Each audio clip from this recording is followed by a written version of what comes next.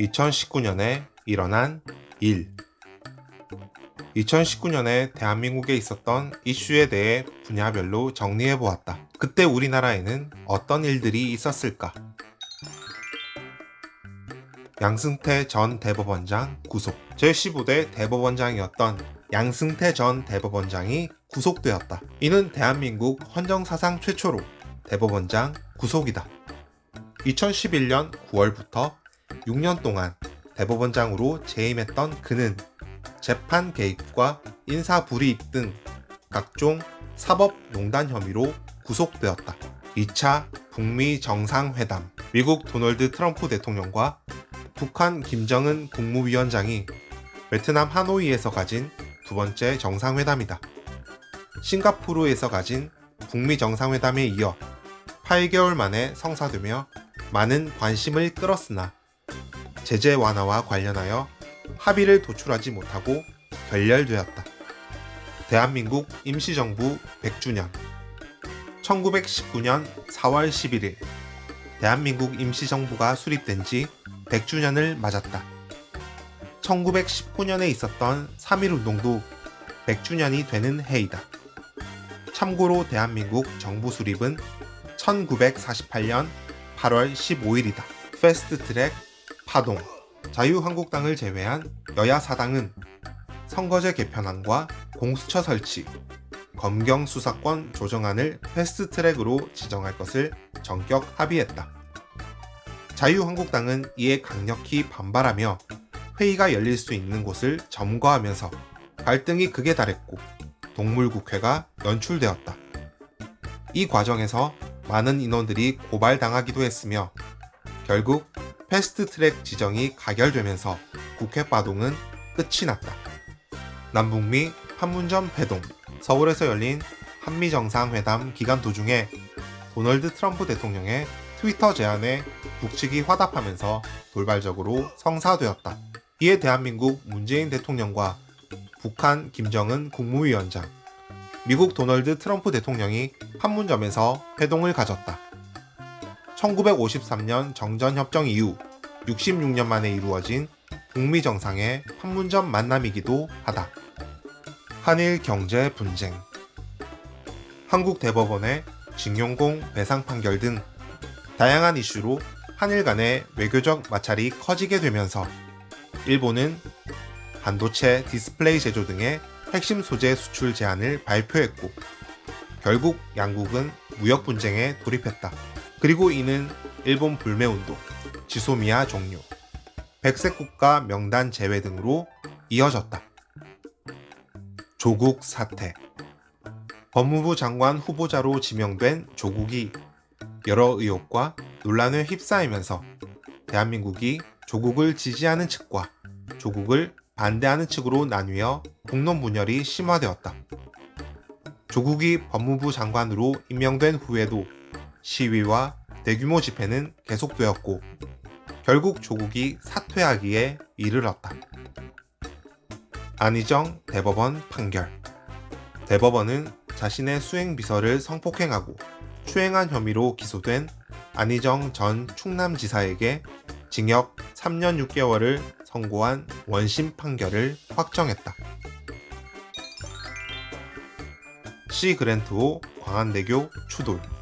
러시아 화물선 시그랜트호 선장이 음주 상태로 요트와 바지선을 들이받은 후 도주하는 과정에서 광안대교 하판 구조물과 추돌한 사고이다.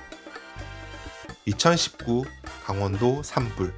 강원도 고성군 전봇대에서 발생한 불꽃이 강풍을 타고 번지면서 발생한 대형 산불이다. 이 산불로 강원도 일대는 큰 피해를 입었으며 국가재난사태가 선포되고 피해 지역은 특별재난지역으로 선포되었다. 헝가리 유람선 침몰 사고. 헝가리 부다페스트 다뉴브 강에서 한국인 승객을 태운 유람선이 크루즈 선박과 충돌하여 전복되어 침몰한 사고이다.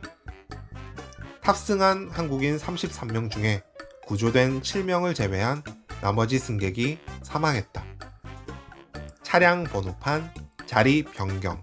자동차 번호판이 기존의 7자리에서 8자리로 변경되었다. 예를 들어 65가 4321이 765나 4321 이와 같이 자동차 번호판의 형식이 바뀌게 되었다. 아프리카 돼지열병. 아프리카에서 발생하여 전 세계로 전파된 아프리카 돼지열병이 한국에서 처음으로 발생했다.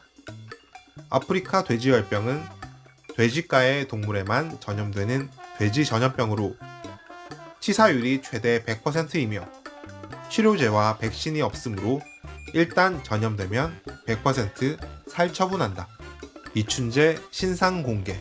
영구 미제 사건이었던 화성 연쇄 살인 사건의 범인 이춘재의 신상이 공개되었다. 오랜 시간이 지나서 이미 공소시효가 만료되었으며 현재 다른 범죄로 무기징역형을 선고받고 복역 중이다. 기생충 황금종려상 수상. 봉준호 감독의 영화 기생충이 2019년 칸 영화제에서 황금종려상을 수상했다. 기생충은 심사위원들의 만장일치로 한국 영화 최초의 쾌거를 이룩했다. 다음 연예 댓글 폐지.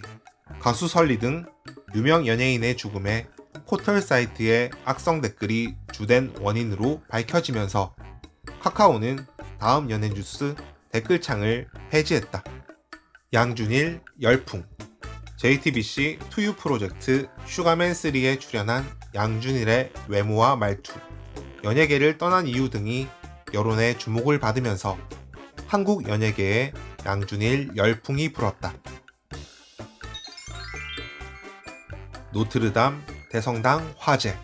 유네스코로부터 세계문화유산으로 지정된 프랑스 노트르담 대성당에서 큰 화재가 발생하여 목재로 만들어진 부분이 전소되는 등 큰 피해가 발생했다.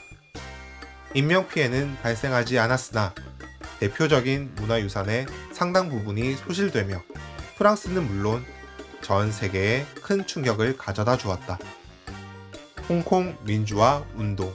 캐리람 홍콩 행정장관이 홍콩 범죄인 인도 법안 통과를 강행하려고 하자 홍콩인들이 이에 강하게 반발하며 시위가 벌어졌고, 이는 수많은 홍콩인들이 참여하는 대규모 시위로 번지게 되었다. IS 수괴 사망. 미국 트럼프 대통령은 순위파 극단주의 무장 조직 IS의 수괴인 아부 바크르 알바그다디가 사망했다고 공식 발표했다. 미국 CIA는 그의 위치와 그곳의 구조를 파악하여 트럼프 대통령에게 보고한 후 대규모 특수부대를 투입했고, 궁지에 몰린 알바그다디는 자살폭탄 조끼를 터뜨려 자폭했다. 피파 20세 이하 월드컵 결승 진출. 대한민국 최초로 20세 이하 월드컵 결승에 진출하여 3대1로 패하며 준우승을 차지했다. 결승 진출은 일본 카타르에 이어 아시아에서는 세 번째이며 아시아 최초로 결승에서 득점을 기록한 나라이기도 하다. 특히 이강인은 대회 골든볼을 수상했다. 호날두 노쇼. 축구 명문구단 유벤투스 FC의 내한으로 세계적인 축구 스타 크리스티아누 호날두가 뛰는 경기를 볼 수 있다는 기대감에 티켓이 전석 매진되었다. 그러나 호날두는 경기 내내 벤치를 지키면서 경기를 뛰지 않아 축구 팬들의 분노가 극에 달하면서 많은 팬들이 등을 돌리는 계기가 되었다. 일반 병사 휴대폰 사용 허용. 군 부대에서 시범적으로 운용되던 휴대전화 사용이 전부대로 확대되었다. 이에 따라 대한민국 장병들은 일과 후에 휴대폰 전화를 사용할 수 있게 되었다.